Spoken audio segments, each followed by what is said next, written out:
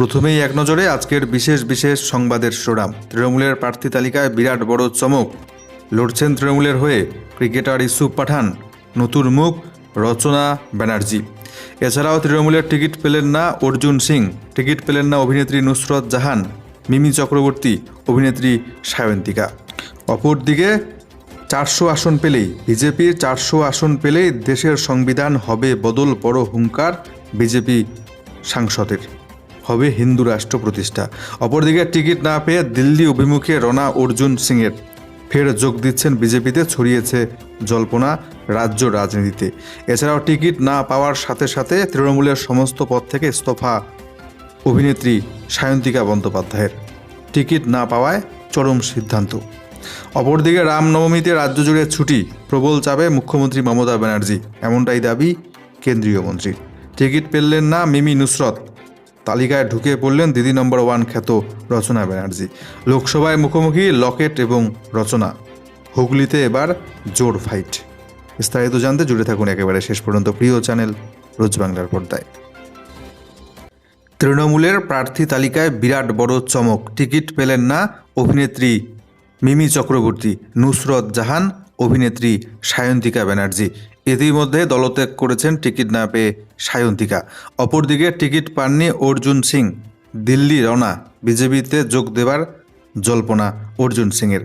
অপরদিকে নতুন চমক তৃণমূল কংগ্রেসের, নতুন মুখ ক্রিকেটার ইউসুফ পাঠান, তৃণমূলের হয়ে লড়বেন অভিনেত্রী রচনা ব্যানার্জি। বিজেপির বিরুদ্ধে জনগর্জনের পাশাপাশি আরও একটি দিকে সকলের ছিল নজর, সেটা হলো কে তৃণমূলের টিকিট পাচ্ছেন এবার। রবিবার ব্রিগেডের জনসভা থেকে লোকসভা নির্বাচনের 42টি আসনের প্রার্থীর নাম ঘোষণা করে দিল তৃণমূল কংগ্রেস। নবীন প্রবীণের ভারসাম্য রেখে তৈরি করা হয়েছে তালিকা। জায়গা পেয়েছে একাধিক নতুন মুখ। 26 জন নতুন প্রার্থীর মধ্যে রয়েছেন ভারতীয় দলের প্রাক্তন ক্রিকেটার ইউসুফ পাঠান, কীর্তি আজাদ থেকে শুরু করে অভিনেত্রী রচনা বন্দ্যোপাধ্যায়ের মতো তারকাদের নামও রয়েছে নতুন প্রার্থী তালিকায়। তবে এবার তালিকা থেকে বাদ পড়েছেন গতবারের বিজয়ী 8 জন সাংসদ।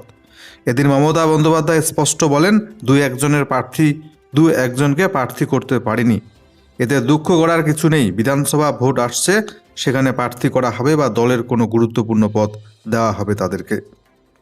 মনে রাখবেন, আজকে যাদের নাম ঘোষণা করা হলো তারা দলের প্রার্থী। তৃণমূল সুপ্রিমোর বক্তৃতার পরেই একে একে প্রত্যেক প্রার্থীর নাম ঘোষণা করেন দলের সর্বভারতীয় সাধারণ সম্পাদক অভিষেক বন্দ্যোপাধ্যায়। নাম ঘোষণার সঙ্গে সঙ্গে একে একে প্রার্থীরা মঞ্চে আসেন, তাদের নিয়ে র্যাম্পে সকলের মাঝে হেঁটে যান মমতা ব্যানার্জি। আর তখনই প্রকাশ্যে আসে একের পর এক নতুন চমক। বহরমপুর কেন্দ্রে ভারতীয় দলের প্রাক্তন ক্রিকেটার ইউসুফ পাঠানকে দলের প্রার্থী করল তৃণমূল। ওই কেন্দ্রে 1999 সাল থেকে নিজের দখলে রেখেছেন প্রদেশ কংগ্রেস সভাপতি, লোকসভার নেতা, কংগ্রেস নেতা অধীর রঞ্জন চৌধুরী। কংগ্রেসের তরফে এখনও নাম ঘোষণা না হলেও এখান থেকে অধীর বাবুই লড়বেন বলে জানা গিয়েছে। গেরুয়া শিবিরের ওপর যথেষ্ট চাপ বাড়িয়ে বিজেপির লকেট চট্টোপাধ্যায়ের বিরুদ্ধে তৃণমূল প্রার্থী করা হলো দিদি নম্বর 1 খ্যাত অভিনেত্রী রচনা বন্দ্যোপাধ্যায়কে।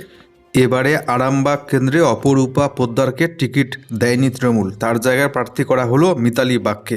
অপরূপা ছাড়াও এবার প্রার্থী তালিকা থেকে বাদ পড়েছে মিমি চক্রবর্তীর নাম, তার জায়গায় এবার যাদবপুরের প্রার্থী যুব তৃণমূলের সভানেত্রী সায়নী চক্রবর্তী। বাদ পড়েছেন নুসরত জাহান, চৌধুরী মোহন জাটুয়া, সুনীল মণ্ডল এবং অর্জুন সিংয়ের নাম। বসিরহাটে নুসরত জাহানের জায়গায় লড়বেন অতীতে ওই কেন্দ্রের প্রাক্তন সাংসদ হাজী নুরুল ইসলাম।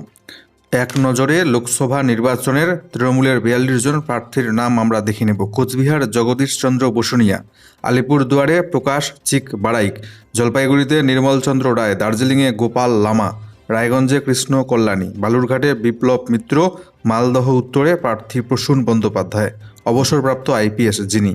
মালদহ দক্ষিণে লড়বেন শাহনওয়াজ আলী রেহান, জঙ্গিপুর আসনে লড়ছেন খলিলুর রহমান, বহরমপুর থেকে দাঁড়াচ্ছেন ক্রিকেটার ইউসুফ পাঠান, মুর্শিদাবাদে আবু তাহের খান, কৃষ্ণনগর আসনে ফের প্রার্থী মহুয়া মৈত্র, দমদমে সৌগত রায়, ব্যারাকপুরে পার্থ ভৌমিক, বারাসতে কাকলি ঘোষ দস্তিদার, বসিরহাটে হাজী নুরুল ইসলাম, জয়নগরে প্রতিমা মণ্ডল, মথুরাপুরে বাপি হালদার, ডায়মন্ড হারবার থেকে লড়বেন অভিষেক বন্দ্যোপাধ্যায়, যাদবপুর আসনে লড়ছেন যুব নেত্রী সায়নী ঘোষ, ঘাটালের প্রার্থী দীপক অধিকারী ওরফে দেব, তমলুক আসনে লড়ছেন দেবাংশু ভট্টাচার্য, কাঁথিতে পার্থ উত্তম বারিক, হুগলিতে দিদি নম্বর 1 খ্যাত রচনা বন্দ্যোপাধ্যায়, আরামবাগে মিতালি বা, কুলুবেড়িয়ায় সাজদা আহমেদ, হাওড়ায় প্রসূন বন্দ্যোপাধ্যায়, শ্রীরামপুরে কল্যাণ বন্দ্যোপাধ্যায় লড়ছেন, মেদিনীপুরে জুন মালিয়া, ঝাড়গ্রামে কালীপদ সোরেন, বর্ধমান দুর্গাপুর আসনে কীর্তি আজাদ, বর্ধমান পূর্ব ডক্টর শর্মিলা সরকার, আসানসোলে প্রার্থী শত্রুঘ্ন সিনহা, বীরভূমে শতাব্দী রায়, বোলপুরে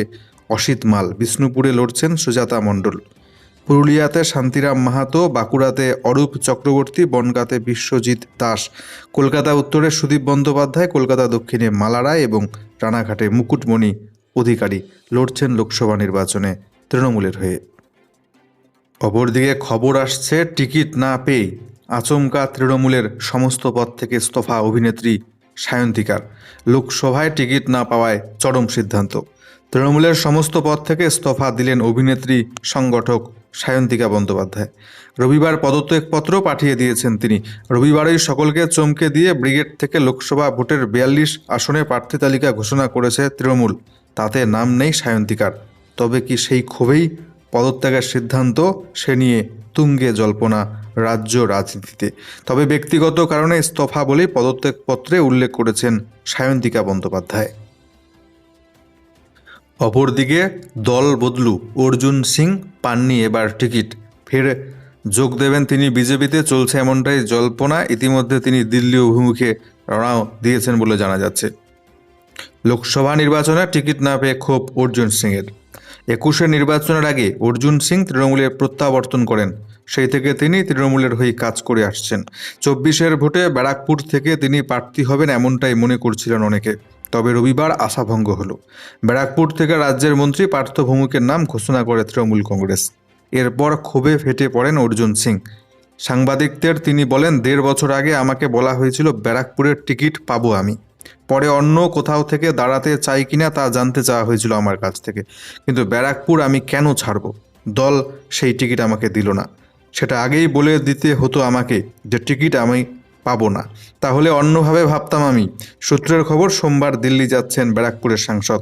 এক্ষেত্রে তার ফের বিজেপিতে যোগদানের জল্পনা উড়িয়ে দিচ্ছে না রাজনৈতিক মহল। 400 আসন পেলেই বদল করে দেওয়া হবে ভারতের সংবিধান, গড়া হবে হিন্দু রাষ্ট্র, ফের বিতর্কে বিজেপি সাংসদ। দেশের সংবিধান বদলাতে চাইছে বিজেপি। সংবিধানের প্রস্তাবনা থেকে ধর্মনিরপেক্ষ শব্দটি বাদ দিতেই বদল দরকার।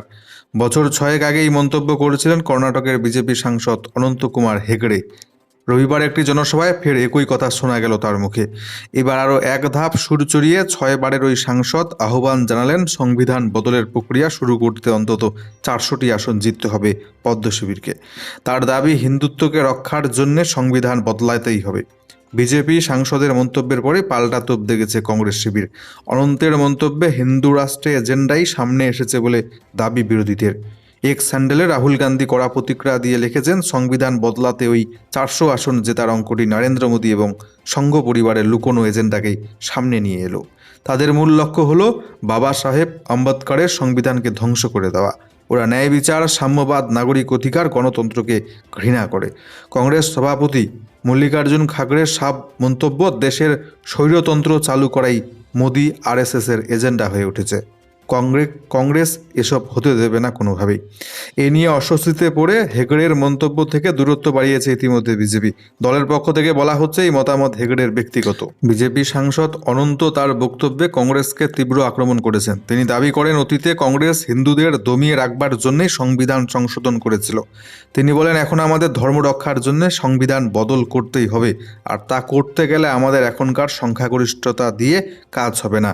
এরপরেই তাৎপর্যপূর্ণভাবে তিনি বলেন, মোদী এবারের লোকসভা ভোটে দলের 400 আসন পার করার কথা বলেছেন, আর সেই 400 আসন পেলেই হবে দেশের সংবিধান বদল। অপরদিকে এই প্রথম রাজ্য জুড়ে রাম নবমীতে সরকারি ছুটি ঘোষণা মমতা ব্যানার্জির। রাজ্যে রামনবমীতে ছুটি ঘোষণা, চাপে আছেন মুখ্যমন্ত্রী, এমনটাই দাবি কেন্দ্রীয় মন্ত্রীর। পশ্চিমবঙ্গ সরকার রামনবমী উপলক্ষে 17ই এপ্রিল সরকারি ছুটি ঘোষণা করেছে। এই বিষয়টি নিয়ে কেন্দ্রীয় মন্ত্রী প্রহ্লাদ যোশী এদিন বলেছেন, যারা জয় শ্রীরাম বলার জন্য মানুষকে জেলে ঢুকিয়েছে তারা আজ রামনবমীতে ছুটি ঘোষণা করছে। পশ্চিমবঙ্গের মুখ্যমন্ত্রী মমতা বন্দ্যোপাধ্যায় বর্তমানে কতটাই চাপের মধ্যে রয়েছেন রামকে নিয়ে তা আমাদের বোঝা উচিত, জানিয়েছেন কেন্দ্রীয় মন্ত্রী। तो जिसने राम जय श्री राम नारा लगाते ही अंदर डालते थे, अरेस्ट करते थे, तो राम नवमी के ऊपर उस त्योहार को हॉलिडे घोषित करना कितना प्रेशर में ममता दीदी है, ये अत्यंत सहज रूप से हम सबको समझना चाहिए।